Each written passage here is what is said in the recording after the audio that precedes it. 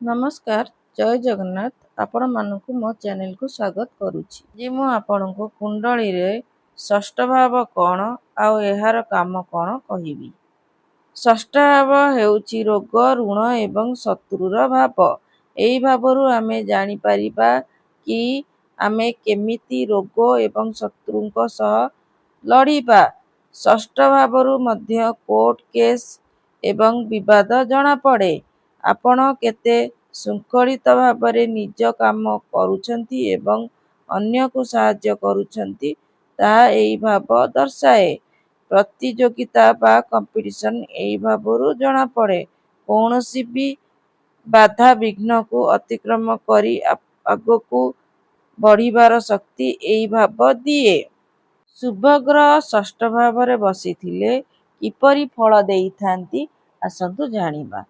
ଯଦି ବୃହସ୍ପତି କିମ୍ବା ଶୁକ୍ର ଭଳି ଶୁଭ ଗ୍ରହ ଷଷ୍ଠ ଭାବରେ ଥାନ୍ତି ତେବେ ଶତ୍ରୁମାନେ ଆପଣଙ୍କର କିଛି ଅନିଷ୍ଟ କରିପାରନ୍ତି ନାହିଁ।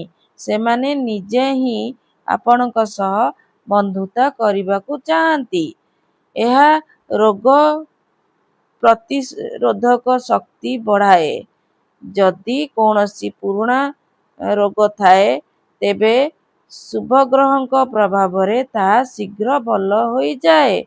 ଶୁଭ ବୁଧ କିମ୍ବା ଗୁରୁ ଏଠାରେ ଥିଲେ ବ୍ୟକ୍ତି ନିଜର ଚତୁରତା ଏବଂ ସଠିକ୍ କଥାବାର୍ତ୍ତା ମାଧ୍ୟମରେ କୋର୍ଟ କେସ୍ କିମ୍ବା ବିବାଦରେ ବିଜୟୀ ହୁଅନ୍ତି।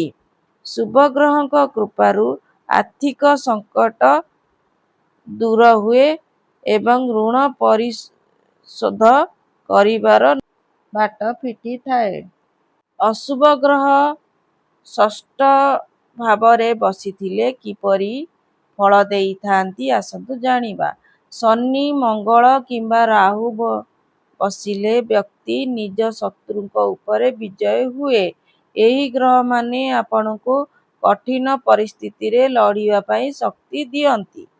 ଶୁଭଗ୍ରହଙ୍କ ଦୃଷ୍ଟି ଷଷ୍ଠ ଭାବ ଉପରେ କିପରି ପ୍ରଭାବ ପକାଏ ଆସନ୍ତୁ ଜାଣିବା। ଶୁଭଗ୍ରହଙ୍କ ଦୃଷ୍ଟି ସ୍ୱାସ୍ଥ୍ୟରେ ସୁଧାର ଆଣେ ଏବଂ ଶରୀରକୁ ରୋଗ ସହ ଲଢ଼ିବା ପାଇଁ ଶକ୍ତି ଦିଏ। ଶୁଭଗ୍ରହଙ୍କ ଦୃଷ୍ଟି ଯୋଗୁଁ ଶତ୍ରୁମାନେ ଆପଣଙ୍କ ବିରୁଦ୍ଧରେ କୌଣସି ଷଡ଼ଯନ୍ତ୍ର କରିବାରେ ବିଫଳ ହେବେ। ଏହା କୋର୍ଟ କେସରେ ଆପଣଙ୍କୁ ସୁରକ୍ଷା ଦିଏ ଏବଂ ନ୍ୟାୟ ମିଳିବାରେ ସାହାଯ୍ୟ କରେ। ପାପ ଗ୍ରହଙ୍କ ଦୃଷ୍ଟି ଷଷ୍ଠ ଭାବ ଉପରେ କି ପ୍ରଭାବ ପକାଏ ଆସନ୍ତୁ ଜାଣିବା।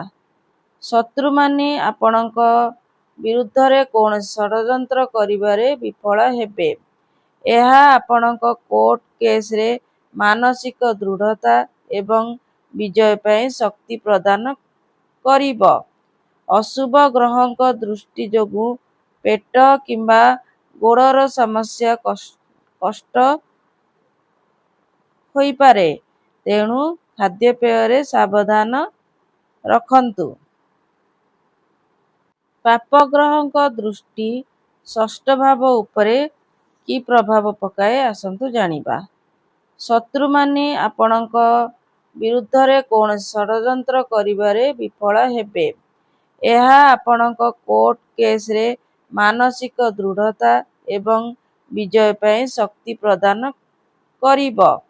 ଅଶୁଭ ଗ୍ରହଙ୍କ ଦୃଷ୍ଟି ଯୋଗୁଁ ପେଟ କିମ୍ବା ଗୋଡ଼ର ସମସ୍ୟା କଷ୍ଟ ହୋଇପାରେ, ତେଣୁ ଖାଦ୍ୟପେୟରେ ସାବଧାନ ରଖନ୍ତୁ। ଷଷ୍ଠ ଭାବରେ ଗ୍ରହ ଅସ୍ତ ଥିଲେ କି ପ୍ରଭାବ ଦିଏ ଆସନ୍ତୁ ଜାଣିବା। ଷଷ୍ଠ ଭାବରେ ଗ୍ରହ ଅସ୍ତ ହେଲେ ଶତ୍ରୁମାନେ ସାମ୍ନାକୁ ନ ଆସି ପଛପଟେ ଷଡ଼ଯନ୍ତ୍ର କରନ୍ତି।